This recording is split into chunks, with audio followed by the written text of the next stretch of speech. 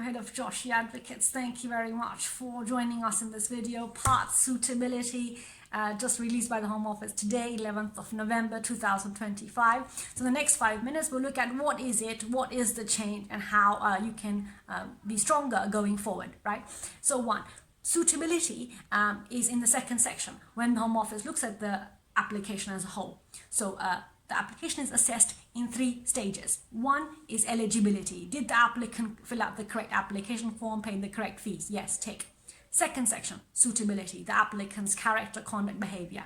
That's what we're going to discuss today. And then the third section, substance of the application, the requirements, the documents, right? So looking at the suitability section, a Home Office saying where they must refuse an application or where they may refuse an application, right? So we know that Home Office must refuse an application where there is a deportation order or where there's criminality of over 12 months. Home Office has also introduced now where they may refuse an application where the criminality is less than 12 months custodial sentence, but the behavior, they are deeming it not to be the public good, right?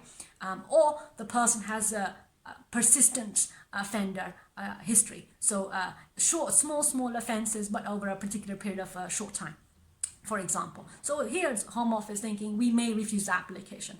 When Home Office has the power, may refuse an application, that allows you, the applicant, to strengthen your application by providing documentary evidence why the application should not be refused. Informing the caseworker, here's a paper from an official place explaining what happened, why it happened, right? So here, under the may category, get legal advice and provide supporting documents to strengthen the application, why the caseworker may not refuse the application, right?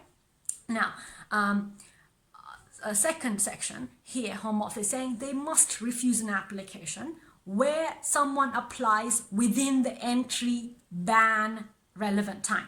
Okay, so Home Office saying we must refuse an application, for example, where someone entered the UK illegally, for example, or used another ID, or committed some sort of a false instrument offense, and then left the UK at some point and made an application to come in the UK within 12 months. So that is a ban, for example, in that situation, 12 months. But if they make an application within 12 months, Home Office saying we must refuse the application. Or again, looking at the re-entry ban under 12.1 in the part suitability, where someone, Home Office saying, we may refuse an application. We may still refuse an application if in that situation where someone was in the UK having breached the immigration rules, say they overstayed, they came on a visit visa, they overstayed, and then they left at their own expense, and then they waited for more than 12 months. So this is outside the ban period. They waited for more than 12 months in this case, for example. And then Home Office saying we can still refuse even if you apply outside the ban time, provided that you breached immigration rules, it was outside the ban period, and you acted to frustrate the immigration rules. This is 11.7, where you entered the UK illegally. So they will need 2 parts. You breached immigration rules and you acted to frustrate immigration rules. So you failed to report, used another identity, things like that. So there's a 2-part test, right? So that is the may section. Now, another one is Home Office saying where someone is applying in the UK but has previous immigration breaches, right? This is 11.3. Again, may. Home Office saying we may refuse the application where someone has breached the immigration rules, to be read in conjunction with 11.4, where Home Office lists what they deem that immigration law breach to be. Here is where someone, for example, who had entered the UK illegally or used deception in a previous application. So, for example, this change is actually a bit important, right? I want to give an example so we understand.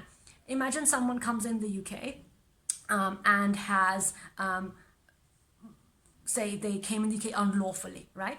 And then they became, they have the 2.5-year leave to remain as a spouse under exceptional circumstances on the 10-year route, right? So they are granted 2.5 years on the 10-year route, right? And then 6 months after granted the 2.5 on the 10-year route, they want to switch into the 5-year route because now they are lawful, they meet the financial requirement, 29,000 a year earnings, English language, no public funds, tenancy agreement, English language, and all those specific requirements. So here, the Home Office may not allow this applicant to switch into the 5-year spouse visa route because they may say, hang on a minute, your application may fall for refusal under this 11.3 and 11.4 because you entered the UK unlawfully, for example. So here, take legal advice. This is a new immigration rules, part suitability. So wait, there are going to be cases, there are going to be different interpretations of what this actually means in real life. But as long as you take legal advice and try to make your application stronger by knowing where the weakness is, that's as much as you can do. So as always, contact me, details below, subscribe, and I'll see you next week. Thank you so much. Take care.